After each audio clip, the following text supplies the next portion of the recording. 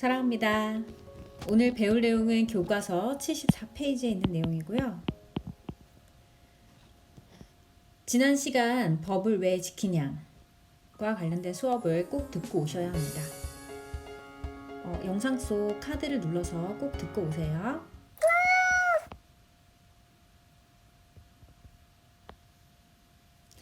우리 지난 시간에 법을 지키면 손해일까? 라는 질문에 답하기로 했었죠? 법을 지키면 손해인가요?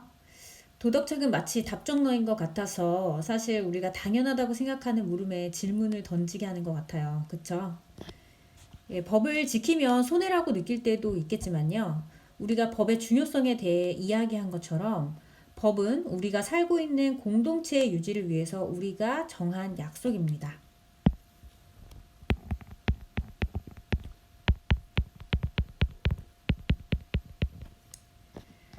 이 약속을 지키지 않으면 누군가는 피해를 보는 사람이 발생하기 때문에 나의 자유와 권리, 타인의 자유와 권리를 보호하기 위해서라도 약속을 꼭 지켜야 되겠죠.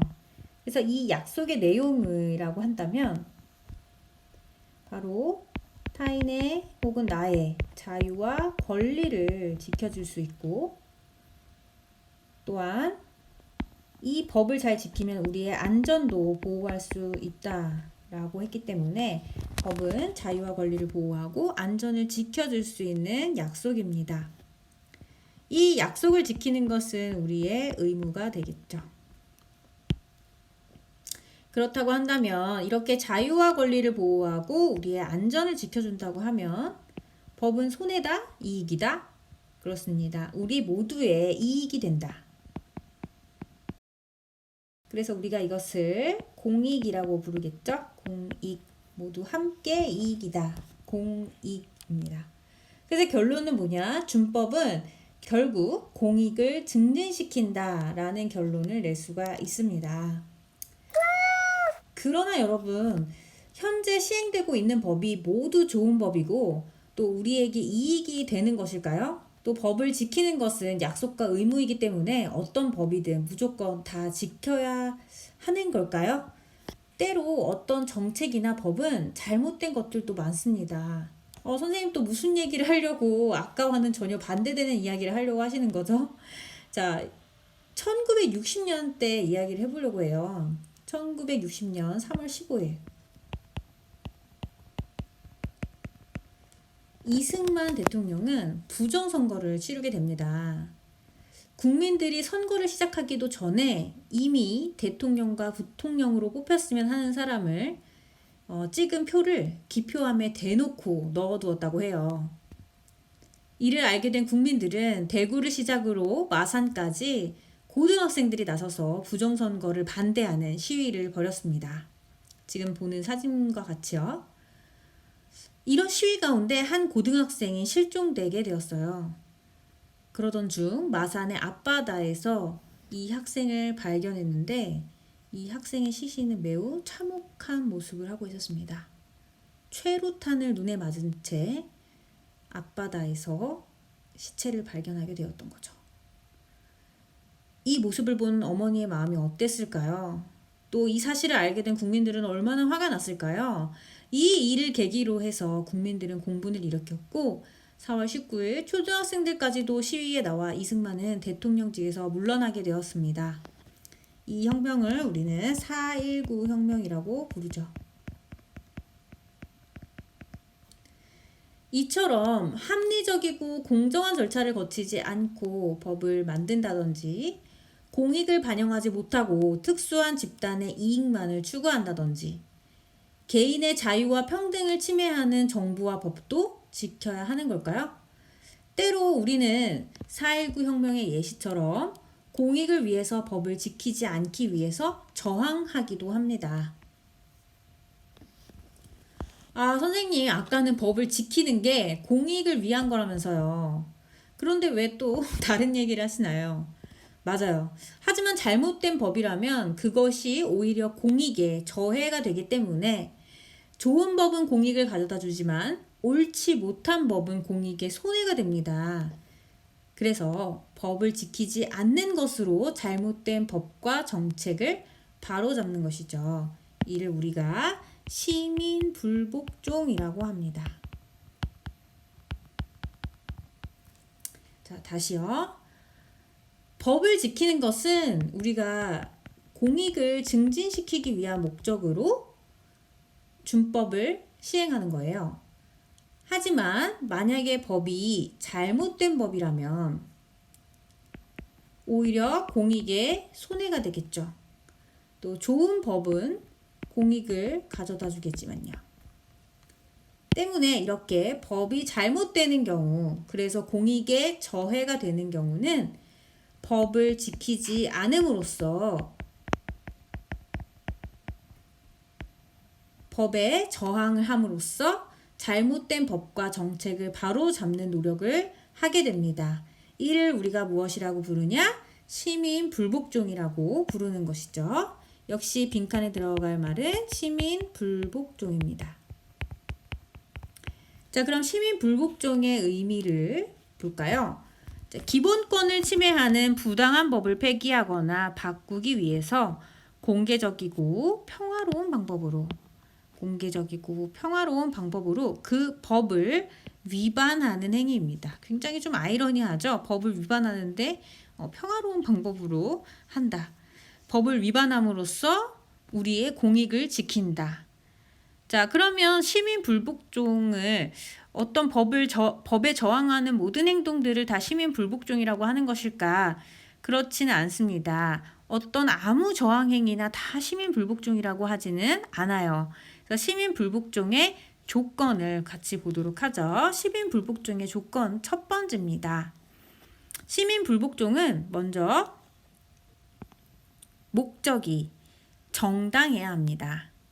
이 정당하다의 기준은 무엇이냐? 아까도 얘기했지만 우리가 법을 준수하는 것은 공익을 위한 것이라고 했잖아요.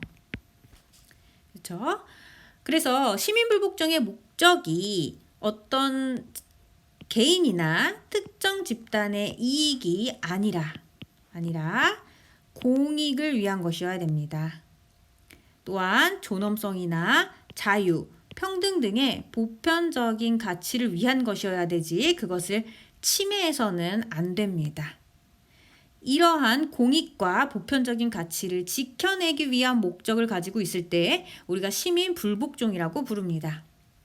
두 번째예요. 두 번째, 자, 평화로운 방법을 사용해야 되는데 이 평화의 기준도 다 다를 수가 있겠죠. 평화롭다라는 것의 기준은 뭐냐? 비폭력, 폭력을 저지르지 않고 평화로운 방법을 사용해야 됩니다. 이유는 폭력이 문제를 해결하는 근본적인 방법이 아니기 때문이죠. 자, 우리가 폭력에 대해서 배울 때 폭력은 어떠한 이유로도 정당화할 수 없다. 그리고 폭력은 보복의 악순환을 불러온다라는 이야기를 했었죠. 그래서 폭력은 문제를 해결하는 근본적인 방법이 아니기 때문에 그리고 또 안전을 해칠 수 있기 때문에 비폭력적이고 평화로운 방법으로 저항해야 합니다.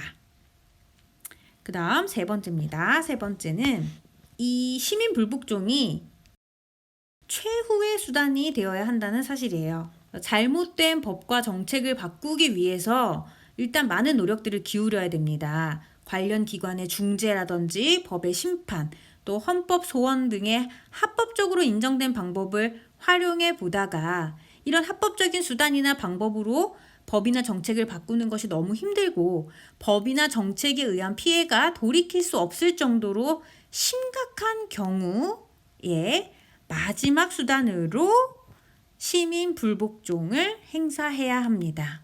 마지막 네 번째는 결과에 책임을 져야 됩니다. 시민불복종을 하다 보면 개인적인 희생이나 사회적인 충돌이 있을 수 있어요. 그래서 이것에 대한 책임을 감수해야 됩니다. 예를 들어서 시민불복종은 결국 법을 위반하는 행동이기 때문에 처벌을 받을 수도 있거든요. 그런 처벌도 감수해야 합니다. 이것이 바로 시민불복종으로 인해 일어날 수 있는 결과에 책임을 져야 된다라는 내용이에요. 자, 그렇다면 시민불복종의 사례들을 통해서 시민불복종의 조건의 내용을 정리해 보도록 할게요. 교과서 75페이지의 일화를 한번 같이 보도록 합시다. 네, 75페이지 간디의 시민불복종이라는 내용이 있죠. 같이 읽어볼게요.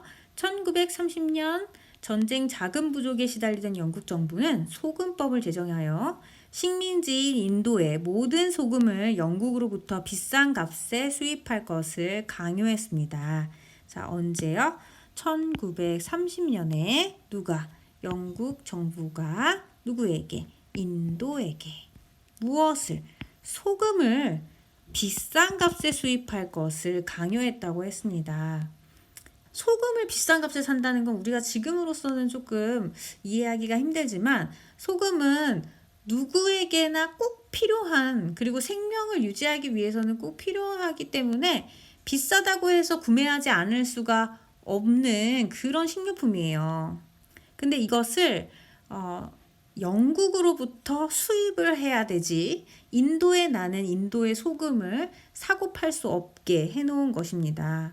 그래서 인도의 바닷가에 자연 생성된 소금을 단지 집기만 해도 중범죄라고 했다고 하니 탄압이 매우 가혹했다라는 사실을 알 수가 있고요. 또한 소금세를 너무 많이 받기 때문에 고통받았다는 사실을 알 수가 있습니다.